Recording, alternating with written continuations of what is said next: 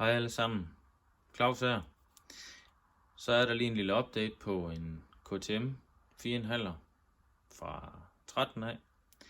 Den har kørt ca. 120 timer fra ny af og har aldrig været åbent. Og den er svær ved at starte her til sidst, så nu var det tid til lige at få givet den en ordentlig overhaling. Og nu får jeg den så skilt ad, og kan se her, at for det første så er krydspinden her, den er revet. Og som I kan se på plejlstangen her, så er den revet herinde i. Og det er noget, der tyder på dårlig smøring. Ydermere, så kan jeg godt se, at den er helt brun sort på undersiden af både stemringene og skarpringen.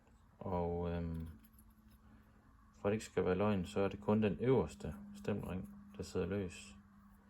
Den, der sidder herinde, den sidder fast.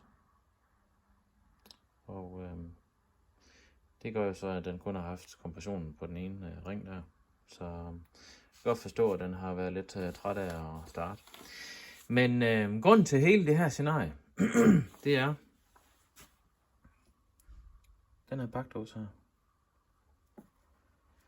Den er gået løs og siddet og kørt herovre på enden af krumtappen her, ind på møtrikken.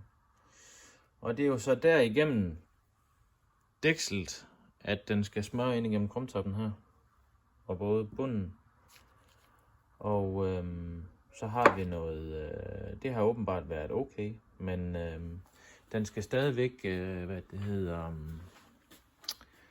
give olietryk til blandt andet den her, og til den der, som skal sprøjte op i undersiden af stemplet her, som skal smøre krydspindlet der.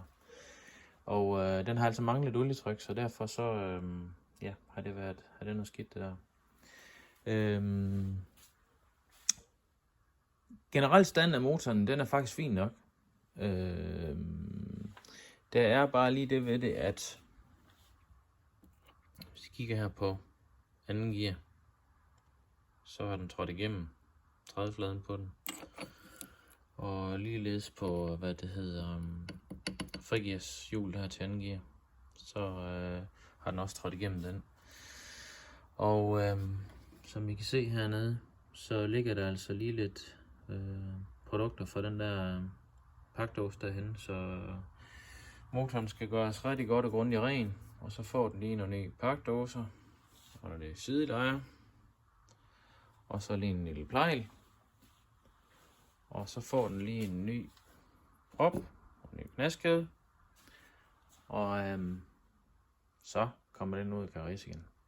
God dag.